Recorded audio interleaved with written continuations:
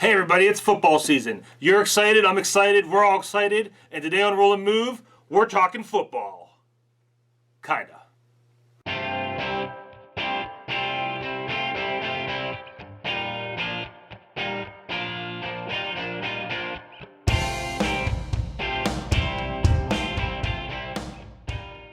We all love football, right? At least in the United States. International audience, stay with me. But let's face it, the game has gotten a little bit soft. Sure, it's great to protecting players, but we all miss those back-breaking, bone-jarring hits. If you're pining away for the brutality of a bygone era, you may want to check out today's game, Blood Bowl Team Manager, the card game. A new take on fantasy football. Get it? Fantasy football? There's orcs and stuff. The game plays 2 to 4 players, and everybody's going to select one of these teams/races to play as. For example, you have the Wood Elves, who are just quick and nimble and high-octane offense. You have the Orcs, who are brutal hitters and cheaters and just really slam people into the dirt. You have the Trolls, who are well-armored and stout and tough. You also have the Reavers, the Humans, the Skaven, and the Chaos All-Stars. You're also going to get one of these scoreboards here. The scoreboard represents your points for the game. The goal of the game is not necessarily to win individual matchups. Your goal is to win the most fans, and fans are represented in the game by these little pennant symbols here.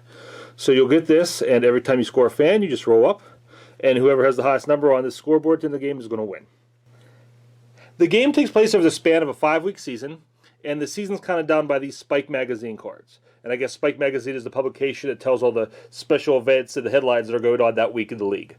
So you take 5 of these cards. You always put the Blood Bowl card at the bottom. That's the big event for the season at the end of the year. So everybody's going to get to play that. So you put that at the bottom. That'll always come up last.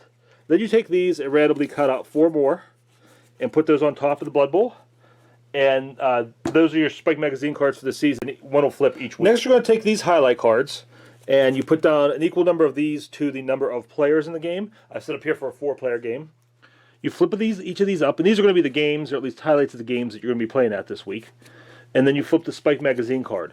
If it's an event, you just let it take effect for that week. If it is a tournament, everybody's going to have the opportunity to play there. Last thing you do is put a ball at midfield for each game, and you're ready to play. Each team manager is going to take turns placing down their players in different matchups.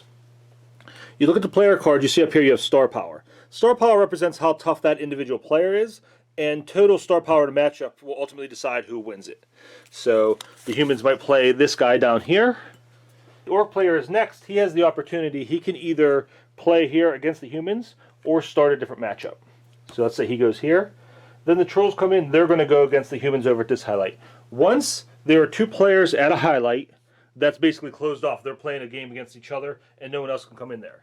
The only exception is the Spike Magazine tournaments, and in those, anybody can play, so you can have up to 4 players competing in those tournaments at any given time. You're going to see also on the character cards, there are different emblems here. First of all, you have that skull. That is cheating. If that player goes down there, they are a cheater. When you play them, you automatically have to place a cheating token on them. You don't have a choice. You put them face down. You don't look at it until the matchup's being resolved. You have this little burst here. That is a tackle. If a player has a tackling ability, they have the opportunity to tackle somebody on the other side. And the way that works, you just compare their star power and you roll 1 or 2 dice. If the tackler has more star power than the defender, they roll 2 dice and they keep the better result. You have blanks, you have tackles, and you basically have fumbles or slip-ups where the player themselves fall down. So if your star power is higher than the guy you're tackling, you roll 2 dice and you get to pick the result of one of the dice. If their star power is equal, you just roll 1 die and take the result. If the tackler has a lower star power than the person he's tackling, you roll both dice, and the person being tackled gets to select which dice gets the result. You also have this football icon. That player would be a passer. If you play down a passing icon, if the ball's in midfield, you could take it and put it on that player. Say another player on the other side had it, you can take the ball at midfield. And of course, because this particular character has 2, she could take it from the other team to midfield and then to herself. The last ability is sprinting, which is represented by this little arrow. And basically, if you have a sprinting ability, when you play that card down, you have the option to draw up a new card out of your deck and then discard a card out of your hand. So it helps you cycle through your team quicker and get your better players out faster. Once everybody's played all their cards, then you resolve each matchup one at a time. The first thing you do in the matchup is you reveal these cheating tokens that I talked about, and you just resolve them as they play. So you flip those over, and a couple different things they can do. They can give you different levels of star power. Maybe you didn't get caught and you just build up your team, you build up your momentum through the cheating, so it actually helped you. Other thing that might happen is you may get a fan. Some of the more bloodthirsty fans may have liked what they saw, and they're going to follow you from now on. What's most likely to happen is that the referee is going to see you, blow his whistle, and kick that player out of the game. He'll be out altogether. Then you look and see who has the football. If one side has the football, they get 2 extra star power added to their side. You add all the star power for the different cards, and whoever has the highest wins that matchup. And then you look at the rewards. You see this slash here you have to choose. The winner gets everything in the middle, and then each player gets whatever was on their side in those black columns, win or lose. So even if the Dwarves lost this game, they'd get this result, and the other side would get that. If, as in this situation, there's nobody on the other side of you in a matchup, either because nobody played there or they got eliminated through game effects, then you win everything on the card. The tournaments, you add up the star power the same way. Whoever had first place gets the first prize. Then you have second place. Then everybody else gets whatever is in the loser column there. Now I'll explain all the different awards you can win in the matchups. First you have staff upgrades, which are these little spiked footballs, and team upgrades, which are these little spiked helmets. The staff upgrades are represented by these cards, and this is a generic pool. These aren't team specific. This basically represents new coaches and new staff members that help your team improve in different areas. Your team upgrades are a little different. Each team has their own individual stack, and they have your team symbol on there. These represent things that will improve your specific team and build off the abilities and the powers that your team already has. Then you have star players. And star players are how you really build your team up. Basically, if you earn a star player, you draw the card off of the deck that matches the league or the division you come from.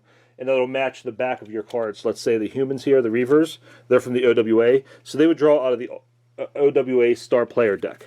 And you flip these over, and basically as you can see, these are just really tough characters, and they really make your team a lot tougher. If you draw most of these guys, you can take them and you put them right on top of your deck, and you draw them up for next round. The only way you wouldn't do that is if you get what's called a freebooter. Freebooters are kind of like rookies or up-and-comers. They're not ready to go right away, so they go in your discard pile, they'll get shuffled back in, and they come back up a little bit later. The final thing you can win, and ultimately the most important thing, is your fans. And all you basically do is for every fan icon you win, you add that to your scoreboard.